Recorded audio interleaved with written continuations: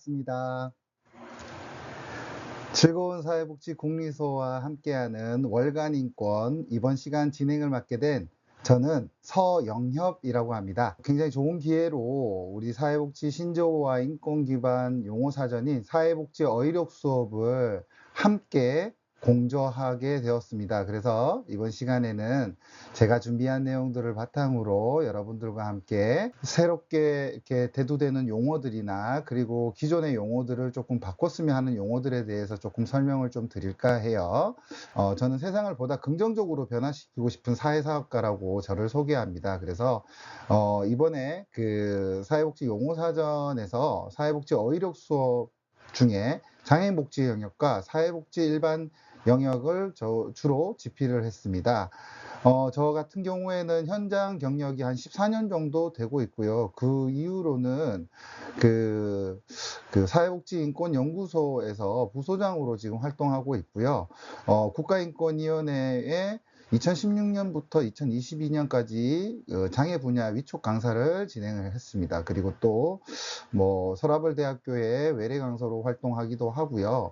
기타 등등 현재는 그 사회복지 현장에 있는 선생님들이나 아니면 이용자분들을 대상으로 인권교육으로 주로 강의를 하고 있습니다. 그래서 현장에서도 여러분들 이렇게 많이 배웠으면 좋겠다라는 말씀 드리면서 제 소개 간단하게 마치도록 하겠습니다. 본 내용들을 조금 진행하기 전에 사회복지 전체의 어떤 흐름에 대한 변화에 대해서 먼저 설명을 조금 해드릴까 해요. 그래서 사회복지 패러다임이 어떤 식으로 변화가 되어 왔는지에 대해서 여러분들과 함께 얘기 나눠보도록 하겠습니다. 사회복지는 처음에는 시혜적이고 자선적인 접근 방법으로 진행이 이렇게 대두가 되고 이렇게 사회적으로 이렇게 관심을 가지고 이렇게 발전이 되었다고 이렇게 얘기할 수 있을 것 같아요.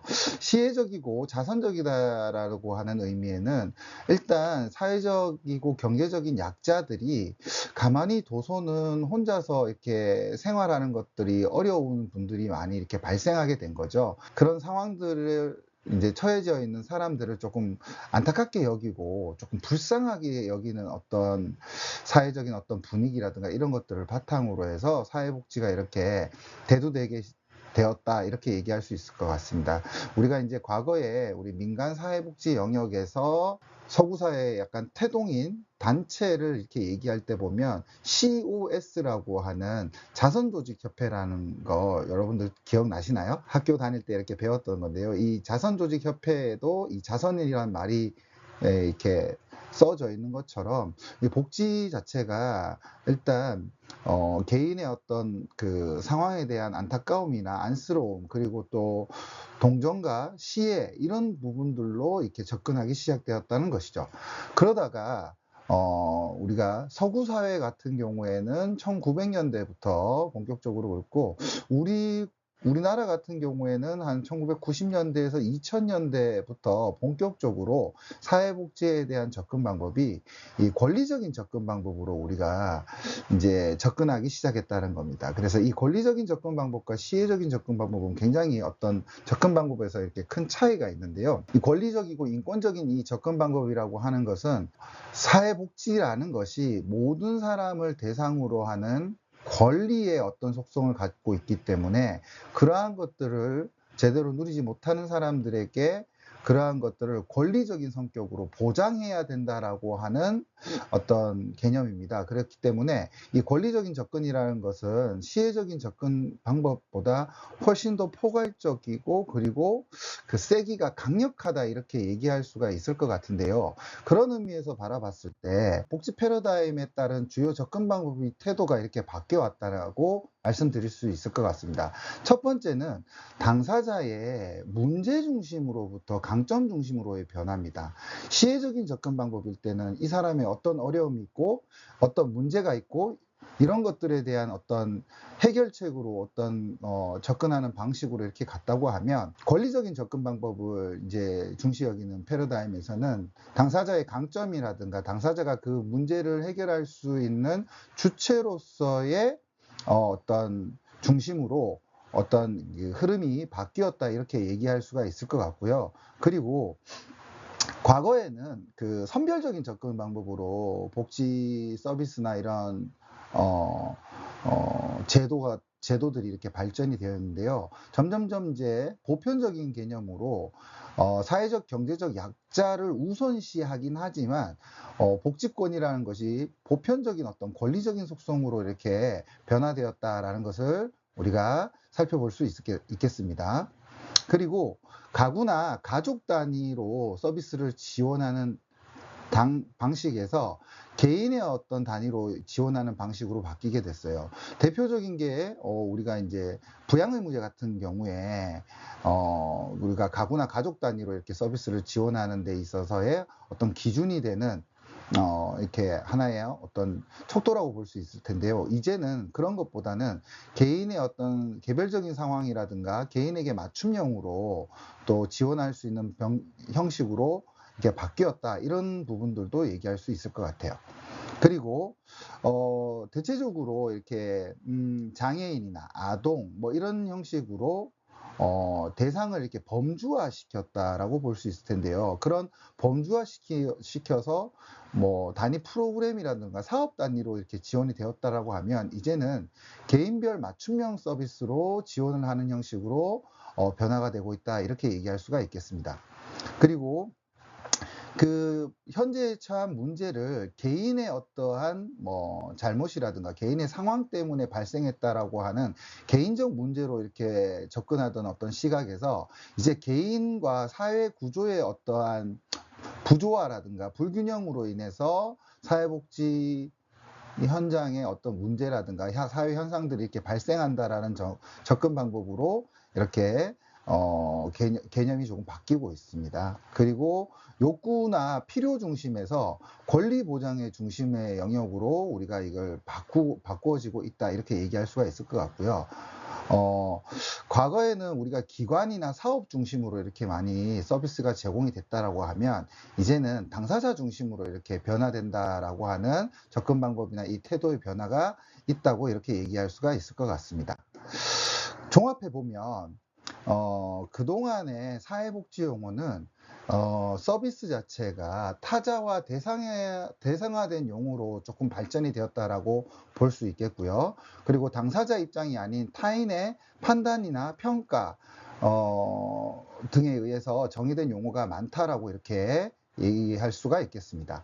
그리고 사전적으로는 문제가 되지 않을 수 있지만, 사회적으로는 해당 용어에 포함된 사람들을 비하하거나 희화하거나 차별하는 용도로 이 사회 용어들이 활용되어서 인식이 바뀔 수 있는 그런 영향을 끼치게 된 거죠. 예를 들자면 장애인들을 과거에 지칭하는 용어들이나 이런 부분들이 보면, 지금은 이렇게 욕이라든가 이런 욕설이나 이런 용도로 사용하거나 아니면 상대를 비하하는 용어로 사용되는 것들을 보면, 이런 예시를 한번 들어볼 수가 있을 것 같습니다.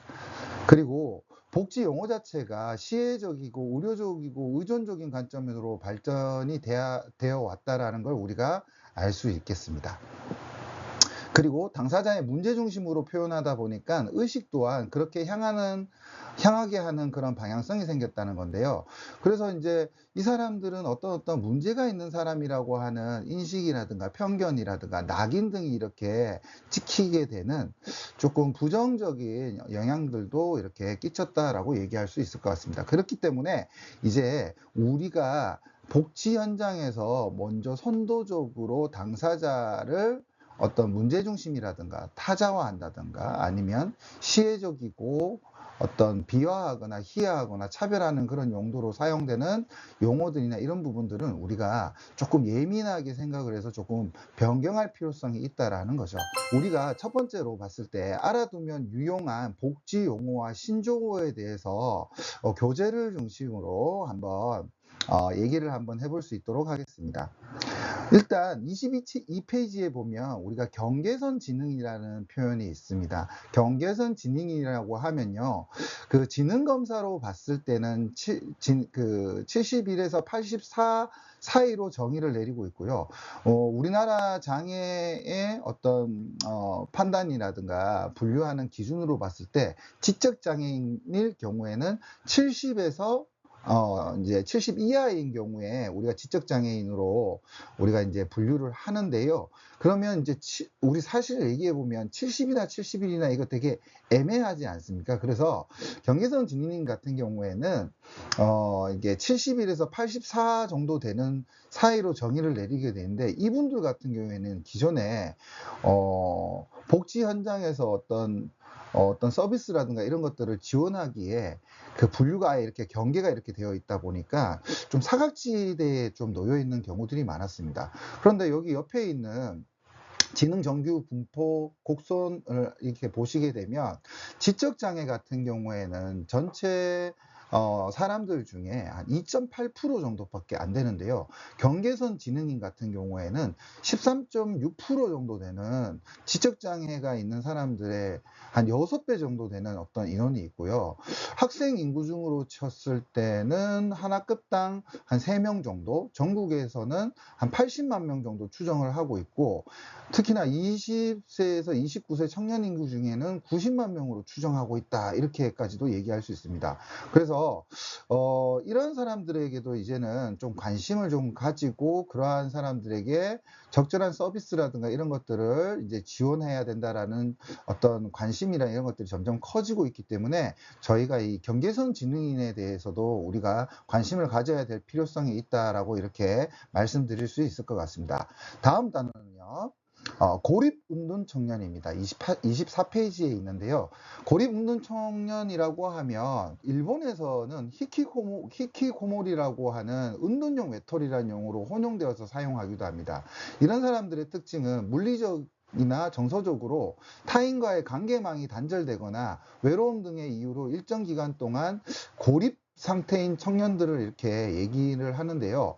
보통 통상적으로 6개월 이상 사회적으로 철수된 채 집에서 지내며 심각한 수준의 사회적 기능 저하를 보이는 청년이라고 이렇게 분류를 하고 있습니다. 그 고립 운동 청년이 되는 이유들은 다양하게 있을 수 있는데요.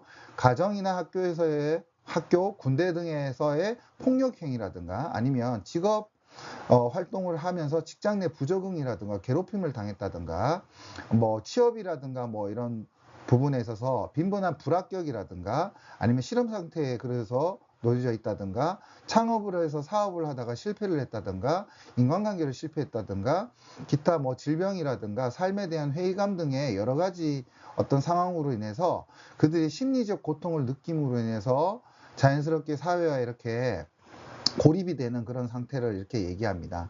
정신병리학적으로는 회피성 성격장애와 유사하다고 얘기할 수 있고요.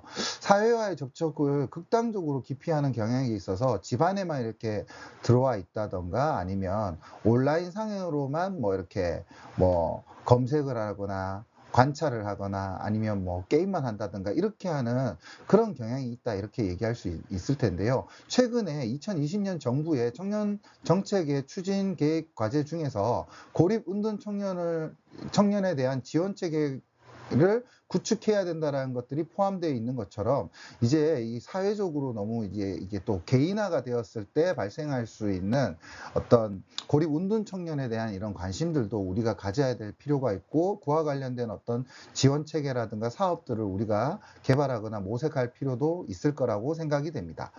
다음 단어는요, 공공후견입니다. 공공후견 같은 경우에는요, 지금 여러 가지 후견 제도들이 있는데요. 장애라든가 질병, 노령으로 인해서 혼자 사무 처리가 어려운 성인에게 가정법원의 결정 또는 후견 계약을 통해서 선임된 후견인이 재산관리 및 신상보호를 지원하는 제도라고 이렇게 말씀드릴 수 있을 것 같습니다. 재산관리라고 하면 본인이 가지고 있는 동산이라든가 아니면 금전 같은 것들을 관리해주는 역할들을 하고 있고요. 신상보호 혹은 신상관리라고 하는 것은 뭐냐면, 복지 서비스를 이용한다든가 뭐 파산 신청을 한다든가 뭐 이런 것들을 지원하는 법률 대리를 하는 어떤 역할들을 하는 것이 공공후견인이다라고 이렇게 얘기할 수 있습니다. 그런데 그렇기 때문에 우리가 소위 장애인의 분류에 의해서 정신적 장애를 가지고 있는 발달장애인들이라든가, 혹은 그 정신장애가 있으신 분들한테 이런 공공후견이 지원이 될 수 있고요. 인지저하증이라고 하는 치매가 있는 어르신들이나 이런 노령으로 인해서 본인의 판단 능력이 조금 어려우신 분들 같은 경우에도 이 공공후견이 지원될 수 있습니다. 그래서 자력으로 후견인을 선임하기 어려운 피후견인에게 이것은 국가의 비용으로 후견 서비스를 제공하는 제도이기도 하고요. 우리 사회복지사 분들이나 이런 분들도 굉장히 많이 활동을 하고 있습니다.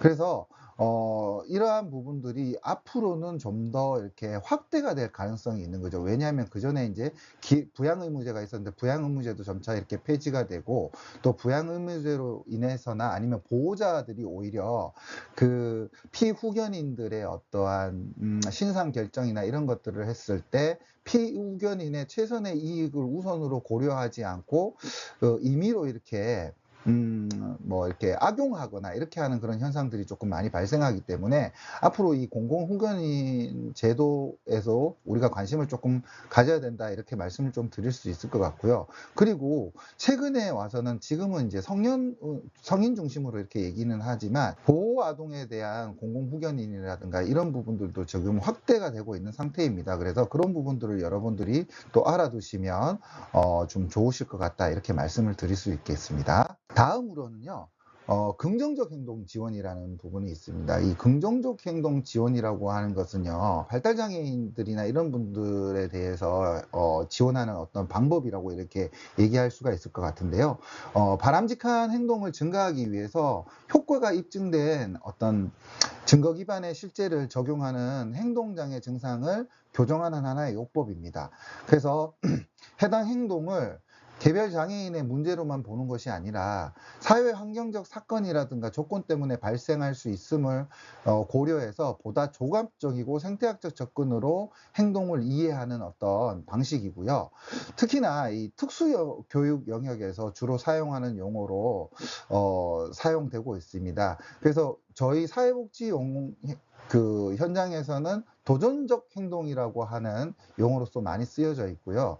그 특수교육에서는 이걸 어려운 행동이라고 이렇게 표현하기도 하는데요. 그에 따른 긍정적 행동 지원을 함께 사용함으로써 그 개인의 어떠한 행동들이 사회적으로 어느 정도 용인 가능할 수 있고 조금 완화될 수 있는 방식으로 증상에 대한 어떤 행동을 이렇게 교정하는 방법이다, 이렇게 얘기할 수 있을 것 같습니다. 그래서 우리 특히나 장애인 복지 영역이나 아동 영역에 계시는 선생님들 같은 경우에는 이러한 기술들이나 이런 것들을 조금 더 이렇게 습득을 조금 해 놓으시면 이런 부분들이 업무라든가 이런 부분들에게 되게 이렇게 효과적으로 이렇게 작동할 수 있지 않을까라는 생각이 듭니다. 두 번째 영역은요, 우리가 인권 기반 용어로서의 대체어에 대한 제안을 이렇게 해놓은 부분들이 있습니다. 그래서 몇 가지를 조금 소개해 볼까 하는데요. 단어에 따라서 여러분들이 어떻게 받아들이시는지 한번 이해를 해 주셨으면 좋겠고, 앞에서 설명을 드렸던 것처럼 우리가 문제 중심이고 아니면 사전적 의미는 뭐 문제가 안 될 수 있지만 이게 사회적 의미에서 약간 당사자가 들었을 때 불편하거나 아니면 비인권적이고 반인권적인 어떤 요소들의 키워드들을 몇 가지 뽑아서 소개를 한번 해보도록 하겠습니다. 첫 번째 용어입니다. 용어에 대해서 말하기 전에 인권 감수성이라고 이렇게 얘기를 들어보셨는지 모르겠는데요. 인권 감수성이라고 하면 일상에서 만나는 다양한 자극이나 사건에 대해서 매우 작은 요소에서도 인권적인 요소들을 발견하고 적응하면서 인권을 고려하는 것이 바로 인권 감수성이라고 이렇게 얘기합니다. 쉽게 얘기하자면 인권에 대해서 잘 알고 있다 보면 인권적인 어떤 촉이라고 하죠. 그래서 예민성, 민감성들이 올라가기 때문에 일상의 다양한 상황이라든가 환경들을 살펴보는 데 있어서 보다 인권적으로 생각하고 고려하는 것이 바로 이 인권 감수성이라고 이렇게 얘기할 수 있을 것 같은데요. 이 인권 감수성이라는 용어 자체는 아직까지 사전적인 정의로 이렇게 뭔가가 이렇게 특별히 정의돼 있는 용어들은 아닙니다만, 국가인권위원회에서 2008년 정도부터 시작해서 이 인권 감수성이라는 용어를 사용하기 시작해서 지금 사람들이 이렇게 인권 감수성이라는 어떤 단어의 의미들은 어느 정도 알 수 있을 거라고 생각해요. 몇 가지 예를 한번 들어보자면, 여기 지금 첫 번째, 두 번째 이렇게 사진이 있는데요. 앞에 첫 번째 있는 사진 같은 경우에는 경찰관 분이신데요. 이 경찰관 분이 이 장수 의자를 본인이 직접 이렇게 설계를 해서 설치를 했던 이런 사례입니다. 이 경찰관 분들 같은 경우에는 노인의 어떤 무단횡단이라든가 이런 것들이 급증을 하고, 그 다음에 그로 인해서 교통사고들이 많이 발생하게 된 거죠. 그래서 경찰서나 이런 데 같은 경우에는 어르신들한테 이렇게 찾아가서 무단횡단하면 안 됩니다, 이렇게 하는 캠페인이라든가 안내, 그런 것들도 하고, 또 때로는 이렇게 경광이라든가 야광 조끼 같은 것들을 이렇게 지원하는 사업들을 이렇게 진행했는데요. 이 경찰관 분께서는 어르신들한테 그런 캠페인만 이렇게 일방적으로 한 것이 아니고, 정말 궁금해서 어르신들한테 직접 이렇게 물어봤다고 합니다. 어르신들 왜 그런데 이렇게 무단횡단을 많이 하십니까? 위험한데. 이렇게 얘기를 하니까 어르신들의 여러 가지 의견들이 어떻게 했냐면, 횡단보도의 신호가 너무 짧다는 거예요. 그래서 횡단보도를 기다렸다가 불이 바뀌었을 때 지나가더라도 본인이 미처 다 건너지도 못했는데 신호가 바뀌는 경우들이 많이 발생한다라는 어려움에 대해서 먼저 이렇게 말씀을 주셨고요. 두 번째, 신호를 대기하는 데 있어서 어떻게 해요? 너무 다리가 아프고 이렇게 해서 기다리기가 힘들다라고 하는 의견들도 있었다는 거죠. 그래서 이러한 부분들을 조금 좀 완화시키기 위해서 이 경찰관 분이 이 신호등 바로 옆에 이 접이식 의자를 설치함으로 인해서 어르신들이 신호를 대기할 때는 이 의자를 펼쳐서 이용을 하실 수 있도록 하고, 가까운 데에서 기다렸다가 어떻게 해요? 빨리 이렇게 신호가 바뀔 때 이렇게 이동을 하실 수 있는 이런 장수 의자라는 것들을 이렇게 개발했다는 거죠. 그래서 이것들이 원래는 이제 경기도에서 시작했는데 전국적으로 이렇게 조금 확산이 되는 그런 부분들이 있었다는 겁니다. 이분 같은 경우에도 공무원으로서 일을 하면서 당사자의 어떤 입장이라든가 이런 것들을 보다 좀 더 고려하기 위한 접근을 했다는 부분에 있어서, 어떤 문제에 대해서 접근하는 데 있어서 보다 인권적으로 이렇게 접근했다, 이렇게 얘기할 수가 있을 것 같고요.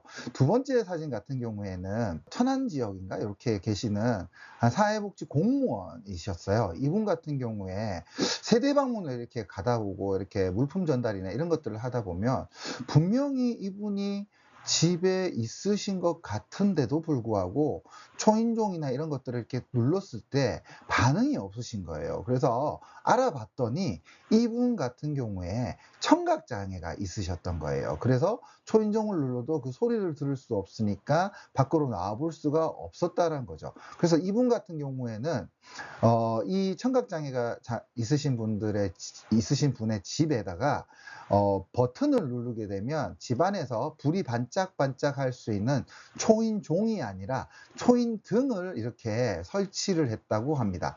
그래서 이 초인등이라는 게 이제 생기니까 어떻게 해요?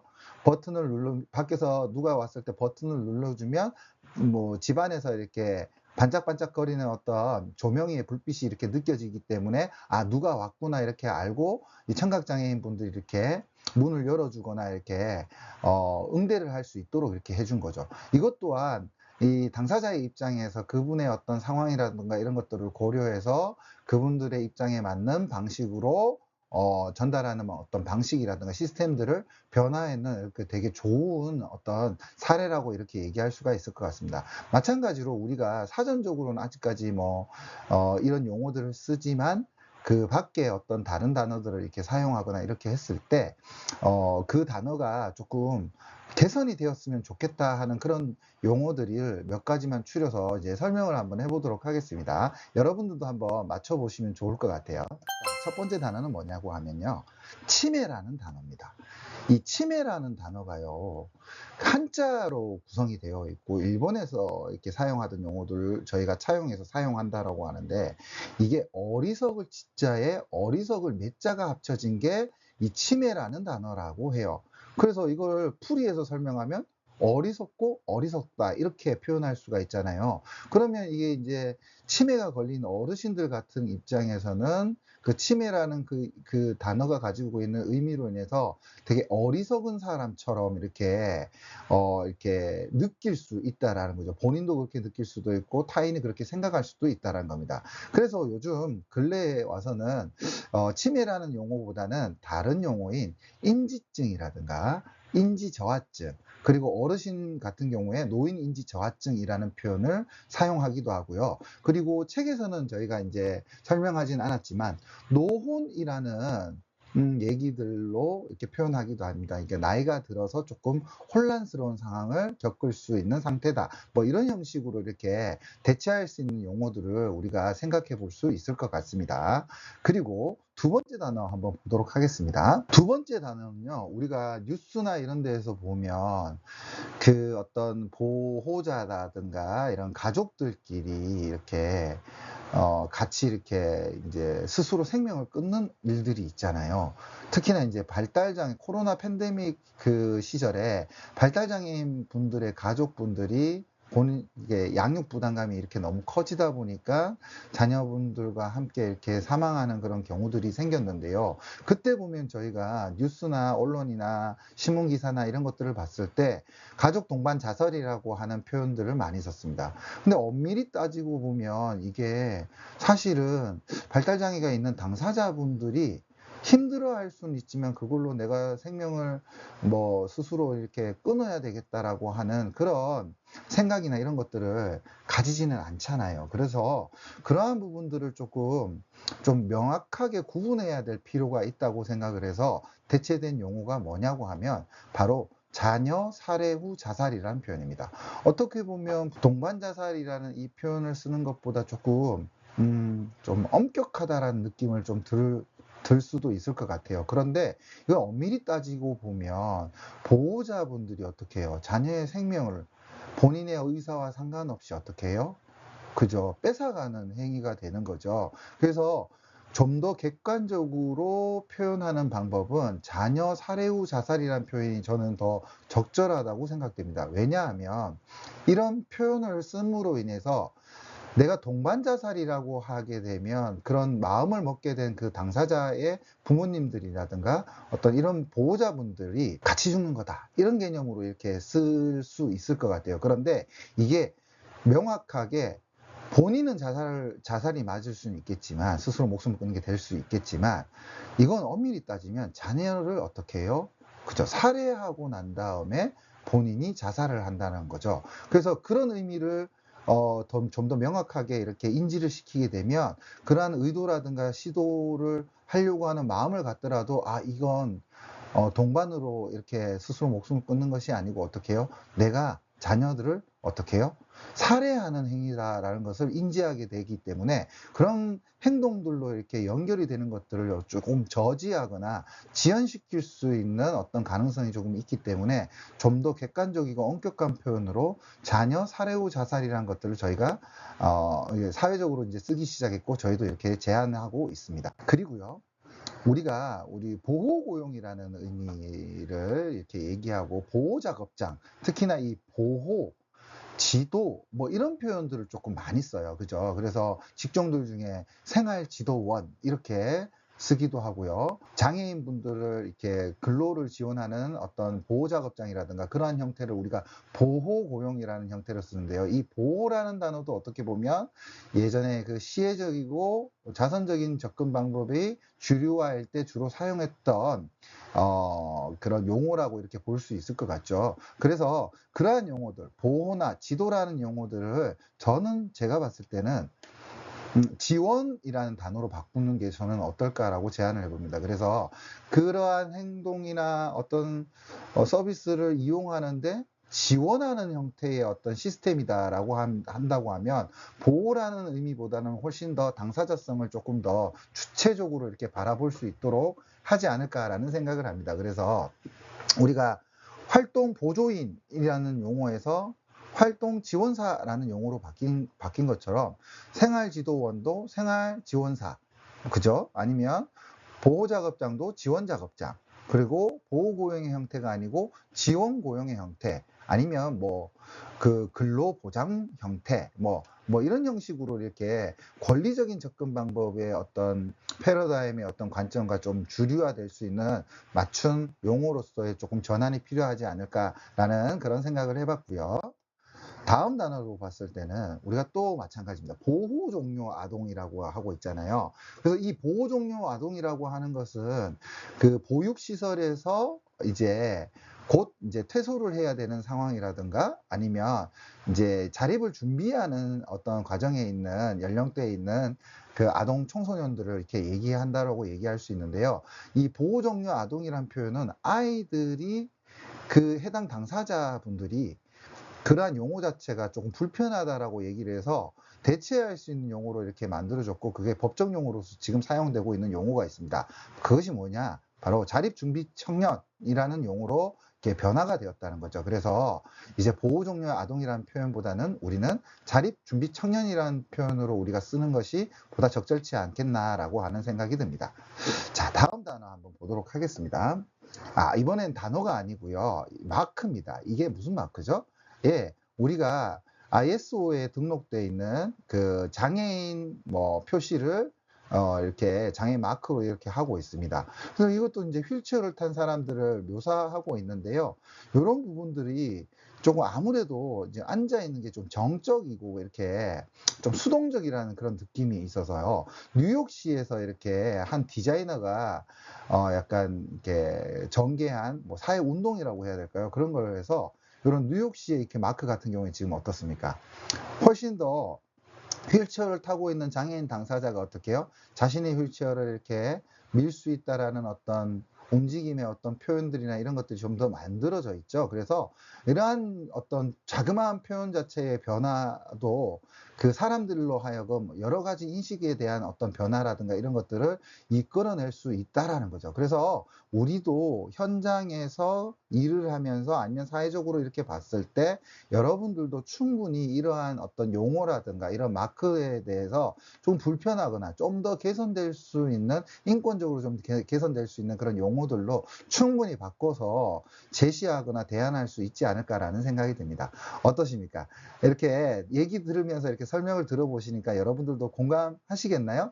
그래서 여러분들도 이러한 부분들에 대해서 좀 더 일상에서의 인권 감수성을 높이고 현장에서의 인권 감수성을 높일 수 있는 여러분들이 되게 된다면 충분히 여러분도 이러한 부분들에 대해서 문제제기라든가 아니면 새로운 대안들을 제시할 수 있을 거라고 생각이 됩니다. 세상은 우리를 통해서 얼마든지 긍정적으로 저는 바뀔 수 있다라고 생각됩니다. 그렇기 때문에 현장에 있는 동료들 여러분들께서 그러한 부분들에 좀 더 관심을 가져주시고 인권적으로 좀 더 이렇게 인권의 어떤 감수성이라든가 인권의 문화가 좀 더 확산될 수 있는 일상과 현장을 조금 만들어 주신다면 우리가 좀 더 멋진 세상과 좀 더 좋아지는 세상들에서 우리가 살아갈 수 있지 않을까라는 생각이 들면서요.